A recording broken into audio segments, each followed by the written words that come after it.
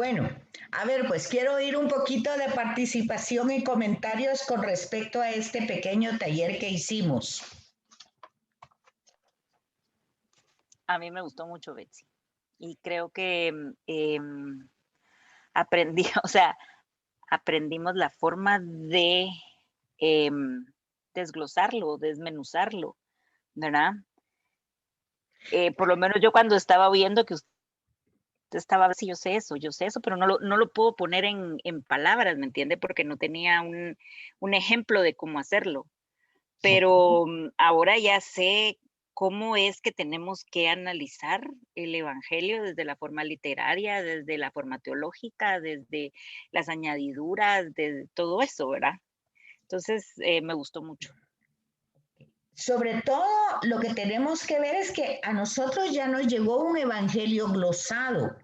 A nosotros ya nos llegó eso. A nosotros no nos llega solo el primero ni el segundo. A nosotros nos llega el cuarto, la última elaboración, la que entró en el canon. Esa es la que nos llega.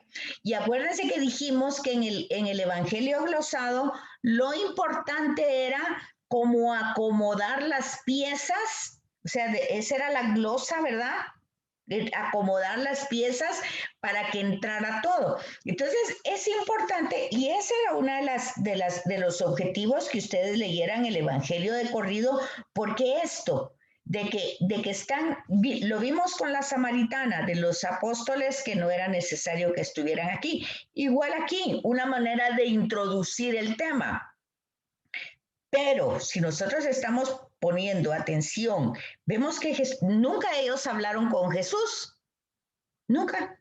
Ni Jesús contestó, ni nada. Se quedó eso, se quedó ahí. ¿Se fijan? Pero es una herramienta de introducir un tema. Ok. Una cosa importante, las fiestas, ya sabemos por qué. Pues están sustituyendo las fiestas judías con Jesús. Por eso es importante el discurso. Y el discurso, entonces, ¿cuál va a ser el tema de todos estos temas? Si yo les dijera entonces, que sería la parte como fundamental, ¿cuál sería el tema más importante o digamos que Juan quiere desarrollar? Si desarrolló tantos temas, ¿cuál dirían ustedes que es el tema central de ese discurso? Porque está, ya vimos, la vida, el servicio, la permanencia, la teofanía, la metáfora. ¿Cuál sería para ustedes el más importante? Glorificar a Dios, Betsy. Glorificar a Dios. Ustedes se recuerdan cuál fue la lectura? Esto es una cosa que sirve para todas las proclamaciones del Evangelio.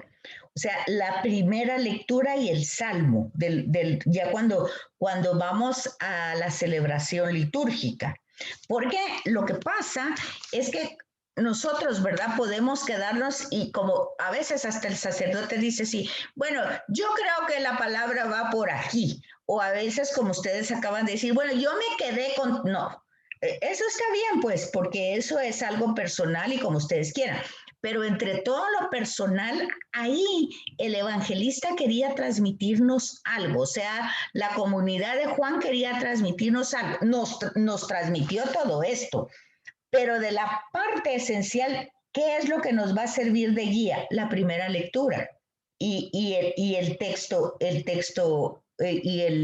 y el salmo responsorial. ¿Se recuerdan cuál era la primera lectura?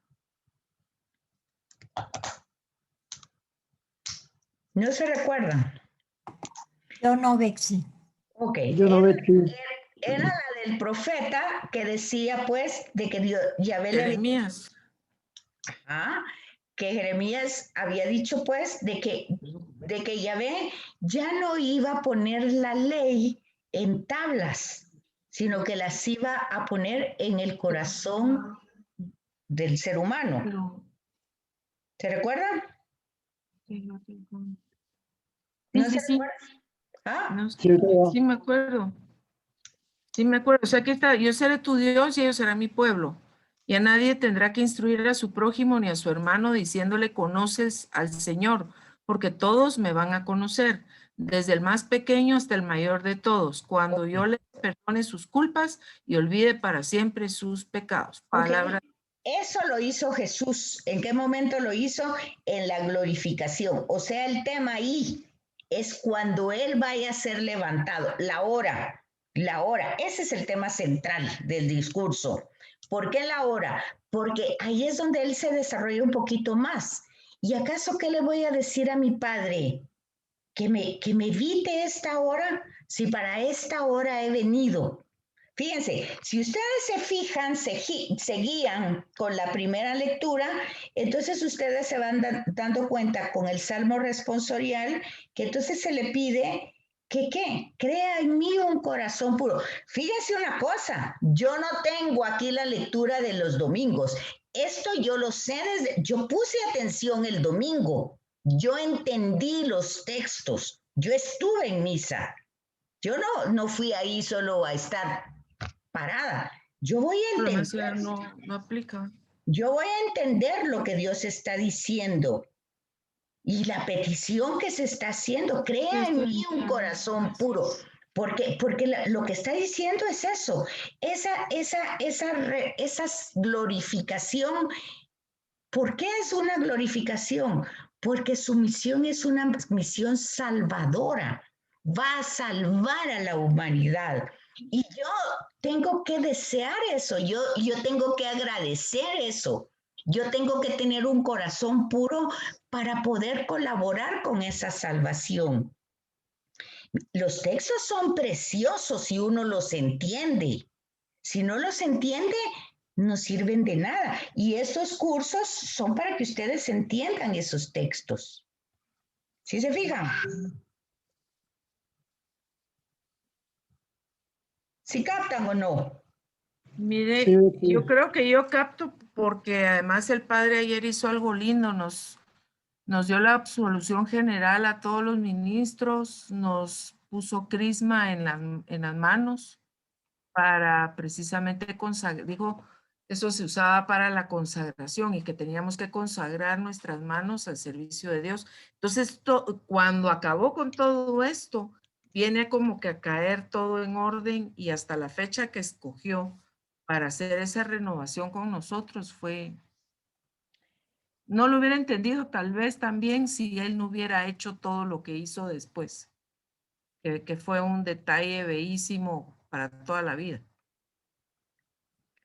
Bueno, pero eso va parte del texto, o sea, eso... Sí, pero con el texto lo volvió a mencionar y lo volvió a leer en todo. Pero Entonces, ese tema, ¿en qué entraba ahí en el texto?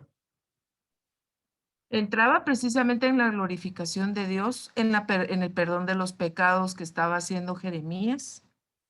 Es que Jeremías no está perdonando. No haciendo, diciendo, Él no perdón, puede. diciendo. Entonces, lo que él había dicho, que Dios le había dicho, entonces ahí estaba precisamente esa absolución, esa consagración al Señor, ese consagrarnos al servicio que ya viene en el Evangelio. Y encima, por aquí, déjeme ver dónde está el Salmo, también estaba amarrado ayer por...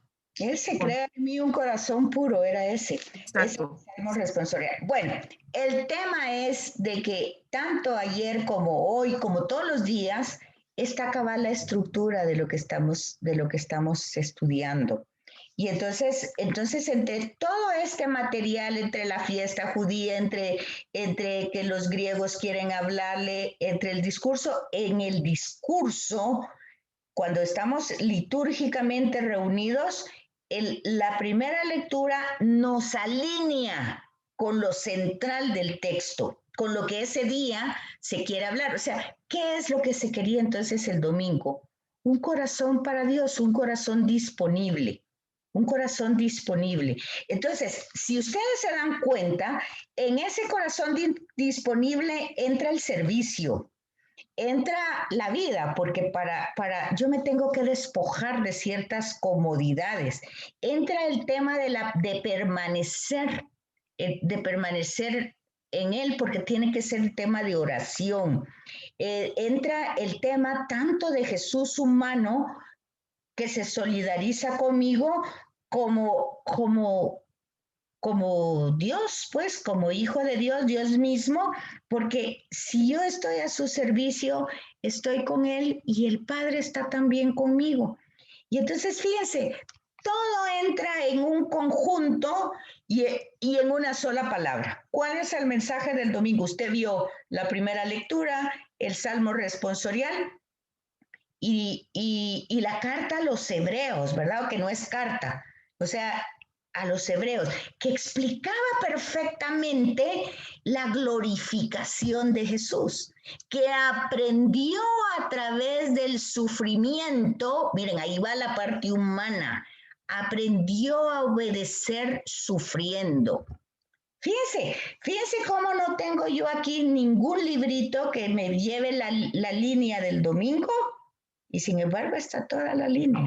¿Por qué? Porque hay una comprensión del tema, hay un mensaje que no solo se escuchó, sino se vive. Eso no se puede decir así como, es que se me olvidó porque tantas cosas, es que no se puede, porque si usted comprendió algo, usted lo comprendió, ya no se le olvida, no son cosas que se olviden, son cosas que permanecen, que están, porque se están viviendo, no como una ritualidad ni como una religiosidad, sino como una relación íntima, que es lo que presenta el Evangelio de Juan.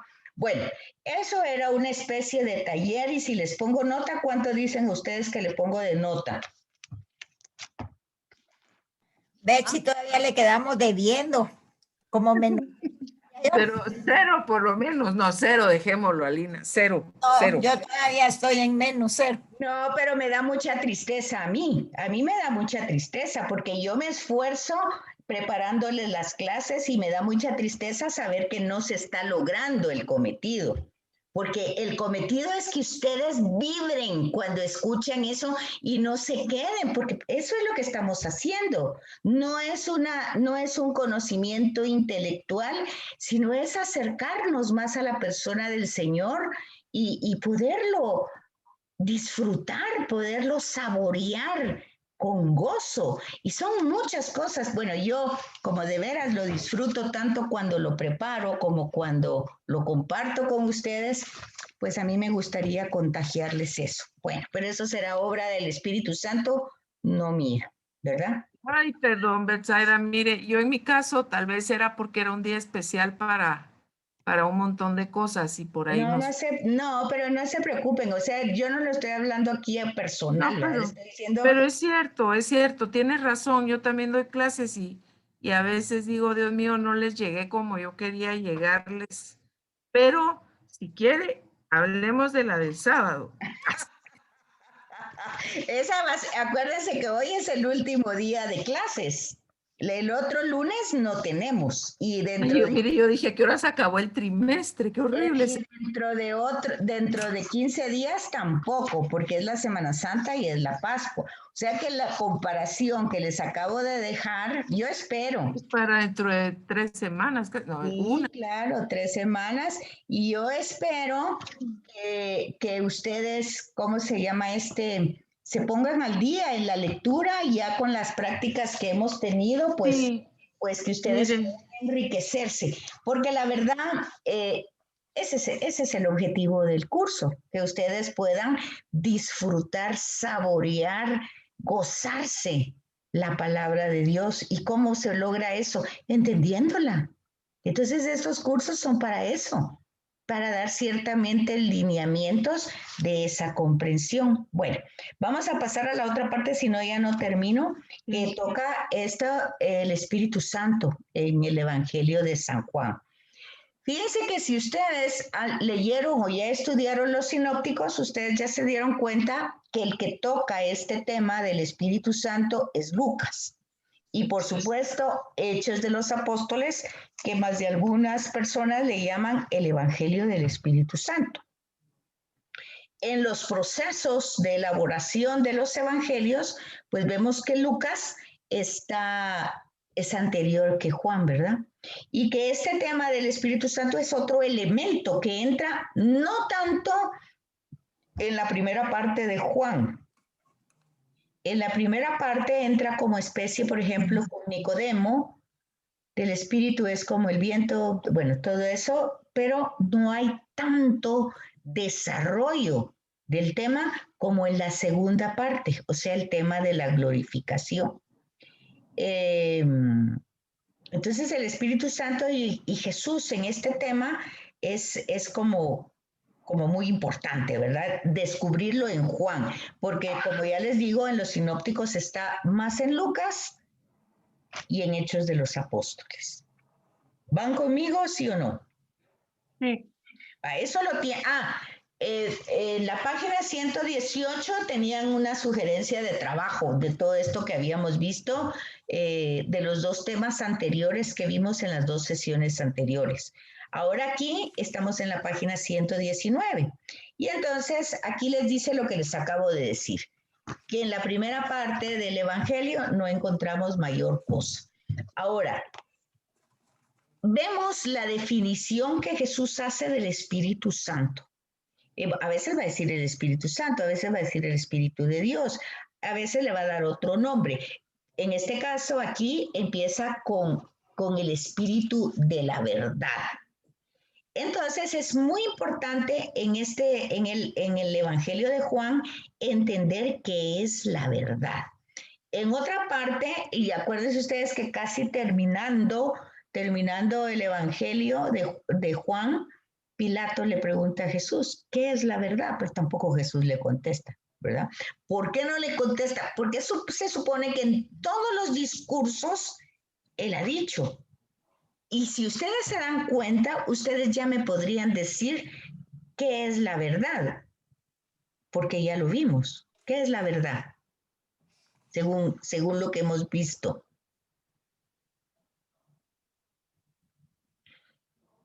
No, no se les ocurre. ¿No? Dice, yo soy el camino, la verdad y la vida. Ok, entonces, ¿qué es la verdad? Él, lo que él ha enseñado, lo que él ha visto, lo que él revela. Entonces, la verdad no es una cosa que yo tengo, es una persona, es él. Es él, es la verdad.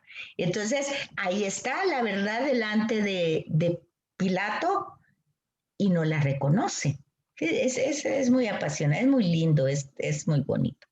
Entonces, fíjense que en los diálogos de despedida, Jesús nos va a ir hablando indistintamente de ese espíritu de la verdad. A veces le va a decir Espíritu Santo, a veces le va a decir el Paráclito, en fin, van a haber muchas formas. Aquí en la página 121 tiene que dice, lo primero que sobresale al analizar el origen del Paráclito es que es un enviado. Entonces, aquí en la página 120, en la nota de pie de página, tiene lo que significa en griego la palabra parakalein, que es la traducción que se hace de Paráclito. Y dice, el que ha sido llamado para ayudar, fíjense los verbos, ayudar, acompañar, aconsejar. Fíjense, Jesús es un enviado, pero ahora Jesús envía.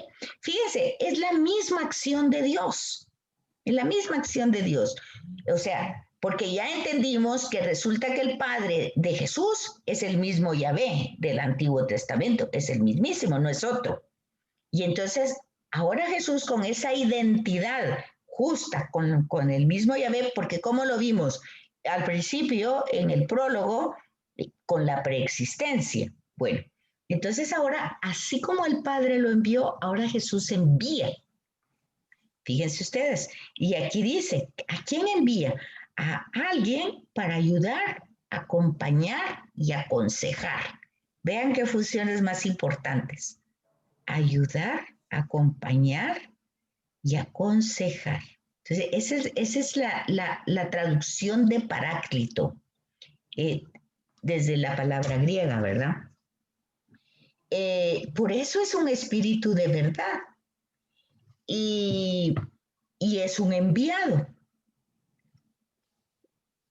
fíjese que dice aquí, no podemos olvidar que la figura de Jesús ha sido presentada preponderantemente, o sea, Jesús tiene el mismo poder, la misma gloria, o sea, de hecho, el domingo decía esto, glorifícate en mí, y la voz dice, lo he glorificado siempre y lo sigo glorificando, o sea, tienen la misma gloria, eso se llama preponderancia. Y aquí está lo que les acabo de decir. Parece que, por una parte, es el mismo Padre de Jesús quien lo envía. Sin embargo, lo hará en nombre de Jesús. Por otra parte, en cambio, es el mismo Jesús quien lo envía, pero lo enviará desde el Padre. Ya se fijan ustedes, está en la página 121. Entonces, a veces, si uno no comprende todo este juego, de quién es Jesús verdaderamente en el Evangelio de Juan, no queda muy clara la figura del Paráclito. Tiene que ir como en paralelos con Jesús, lo que les decía anteriormente. Así como Jesús es enviado, ahora envía al Espíritu. Dice, es enviado, es dado, ha salido del Padre, procede del Padre. Entonces, tiene un tema un poco como jurídico, de testigo, de testimonio, de revelación. Sin embargo, se debe añadir algo que no hemos mencionado al hablar de Jesús enviado. Dice, el enviado plenipotenciario, o sea, con pleno poder, plenipotenciario. O sea, como cuando usted le da una carta, por eso decíamos tipo jurídico. Usted le da una carta, yo no me acuerdo cómo se llaman esas cartas que usted puede hacer todo. Una carta poder se llama, ¿verdad? Carta poder, firmada por abogado y todo. Usted tiene el poder de todo. Bueno, pues eso, aquí, Jesús es el enviado plenipotenciario. Tenía la posibilidad de dejar un representante cuando finalizara su tarea, o sea, su misión, y regresaba a aquel que lo había comisionado, porque Jesús había sido enviado, entonces tenía que regresar a dar cuentas de lo que hizo, ¿verdad? Entonces, igual, tenía ese poder de dejar a alguien como agente, ¿verdad? Por tanto, representante de un enviado que tenía que volver después a cumplir su tarea. Esta figura ayuda grandemente a comprender el sentido del envío del Paráclito por Jesús o de parte del Padre. Y también sirve para entender por qué, si se recuerda que el Paráclito es un enviado del Padre, se ha de especificar que lo es en nombre de Jesús. Es decir, una prolongación de la misión de Jesús. Por eso, fíjense ustedes que cuando nosotros estamos en la liturgia, o sea, porque cualquier persona puede orar, pero hace la estructura de la oración, y un ejemplo de oración siempre en la misa es la oración colecta, la que está después del Señor ten piedad. Entonces, esa recoge, y siempre de los siempre, la oración litúrgica va dirigida al Padre por méritos del Hijo y por acción del Espíritu. Ahí ven ustedes los procesos, cómo procede. El Hijo procede del Padre y el Espíritu procede del Padre y del Hijo.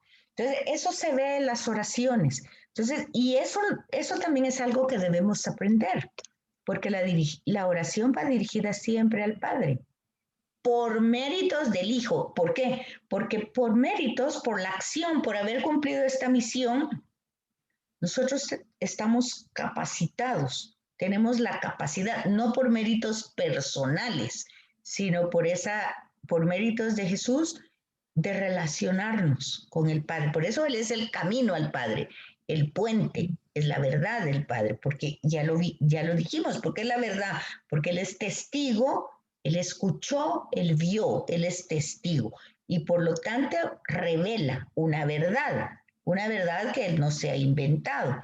Entonces, por ser él, ¿cómo era la palabra? Plenipotenciario, sí, él tiene ese poder de enviarnos un representante, que es el Espíritu Santo, que nos va a ayudar. Ya les dije la función. Eso por una parte. Y también en el Evangelio de Juan, el Padre no actúa en el mundo al margen de Jesús. Eso ya lo hemos visto, porque Jesús hace todo lo que quiere el Padre, pero es a través de Jesús, ¿verdad? Es decir, que si el Padre, quien ha enviado al Paráclito, lo habrá hecho forzosamente mediante de Jesús, porque así es como actúa Dios. Entonces, ya en la página 122 tenemos la función del Paráclito. Fíjense que aquí está muy diferente a los dones y los carismas y todo lo que Pablo desarrolla en sus cartas, ¿verdad? O también en Hechos de los Apóstoles, que es como el Evangelio del Espíritu Santo, o un poco como Lucas en su Evangelio, que María está llena del Espíritu. Aquí es otra cosa como diferente. Y eso es lo que ustedes tienen que ir notando, esas diferencias. Dice, si intentamos recoger todas las funciones que se encuentran en los textos sobre el Paráclito, advertimos que se reducen fundamentalmente a dos. ¿Cuáles son? Fíjese, no es tanto dones, carismas, frutos, no. Aquí dos cosas. ¿Qué es lo que hace el Espíritu? Dar testimonio de Jesús. Okay, eso es lo primero. Y conducir a la verdad plena. Esas son las dos acciones. Dar testimonio de quién es Jesús y conducir a la verdad. Otra vez el tema de la verdad. Su tarea de consolador, de maestro, de que anuncia cosas futuras, que recoge la glorificación de Jesús, todo eso forma parte. Pero las funciones básicas son esas dos, reveladora en paralelo con la función reveladora de Jesús. O sea, Jesús vino a revelar, a enseñar, a dar a conocer algo. Y el Espíritu Santo ayuda a que podamos comprender, aconseja, acompaña para que podamos comprender esa revelación. Y en el segundo lugar, que da testimonio, que Él es la verdad. Por eso, en parte, eso está como sintetizado en Lucas, en los caminantes de Maús. Todas las escrituras hablan de mí. Entonces, fíjense que aquí hay una cosa bien importante que hay que entenderla. Quiere decir que a partir de aquí, si nosotros entendemos esto, nosotros vemos que el centro de toda la escritura es Jesús, lo cual significa que la interpretación de los textos del Antiguo Testamento se van a dar a través, o sea, la vamos a dar nosotros a través de la revelación que Jesús mismo ha hecho. Eso es muy importante. Porque fíjense que si no entendemos eso, decimos, no, es que el Antiguo Testamento Dios era castigador y el Nuevo no, es amor. En el Antiguo Testamento, bueno, y hacemos esas comparaciones, no se puede porque ya aquí está claro que la revelación ya la dio Jesús. Entonces, si la Escritura habla de Él, hay que ver la Escritura con la mirada de Jesús.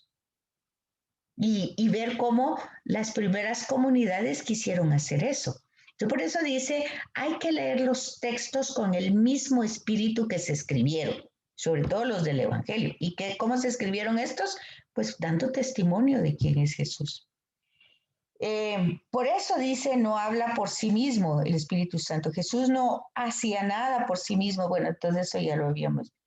La diferencia fundamental entre el Paráclito y Jesús es que la acción de este se ha dado en la carne, o sea, Jesús, la misión de Jesús se dio en la carne, que es efímera y que caduca. Y ese fue el hombre llamado Jesús, porque él murió, ¿verdad? pero ahí tenemos la fuerza del Espíritu que lo resucita y lo levanta por la acción de Dios. En cambio, el Paráclito, el Espíritu, se hará presente a los discípulos, los consolará, les ayudará, y aunque no es visible ni a los discípulos ni al mundo, sin embargo, los discípulos percibirán su presencia, lo conocerán, estará con ellos, se quedará con ellos. La presencia del Paráclito será, por tanto, distinta a la de Jesús. En este sentido, el agente no será tampoco más grande que el enviado. Entonces, se fijan, y desde este punto, la aceptación de Jesús forma parte de esa fe joánica, ¿verdad? O sea, el Paráclito está para que creamos, para que tengamos fe. Todo este tema lo tienen en estas páginas.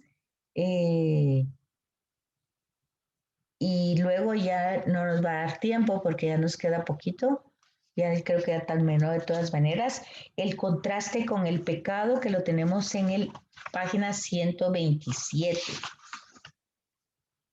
Y que ustedes ya les queda para que lo lean y ya lleguen a la conclusión que la tienen aquí y otra sugerencia de trabajo en la página 133.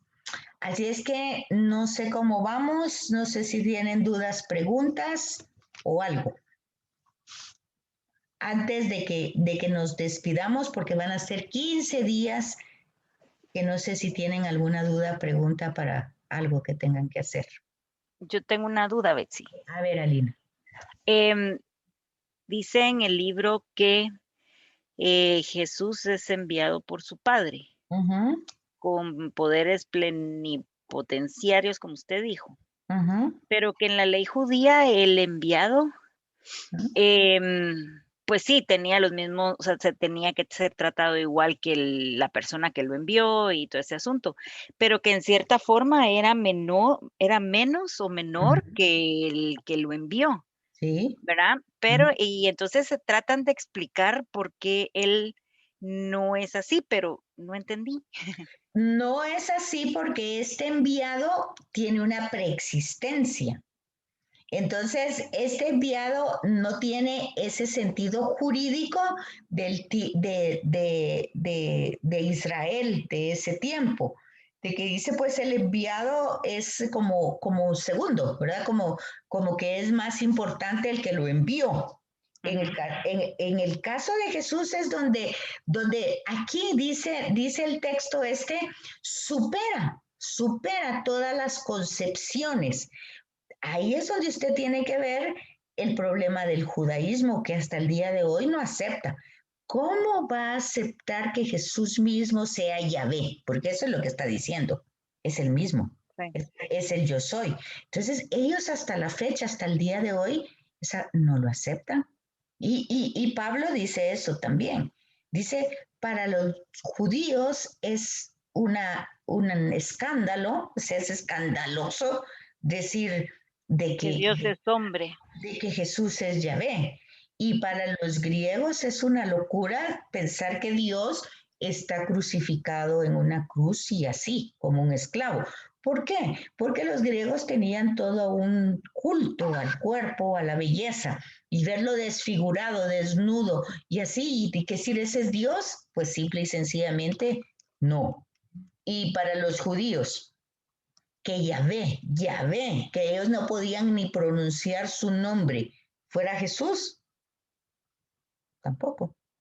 Entonces, eso lo dice Pablo con mucha claridad, pero cuando nosotros vemos eso, por eso van a ver que en el Evangelio de Juan, una de las bienaventuranzas es esa, bienaventurado el que crea en mí sin escandalizarse, porque esas dos dimensiones no son fáciles para nadie. Ok, gracias Betsy. Muy bien. Entonces, ¿listas para su descanso de Semana Santa? Yo ni mi cuenta me había dado que íbamos de 2 semanas de vacaciones. Bueno, vean su horario, porque ahí está en su horario. Ahí está que tienen ustedes ese descanso y tienen ese tema. Lo necesitamos urgentemente, Betsy. Bueno, pues entonces disfrútenlo, pásenlo bien, no se, no se arriesguen a nada y cuídense mucho. Y nos vemos Igualmente dentro para de- usted, Betsy. Gracias, Betsy, que la pase bien. igualmente, cuídense mucho. Feliz noche. Feliz Feliz noche, noche, Betsy. Betsy. Adiós. Adiós.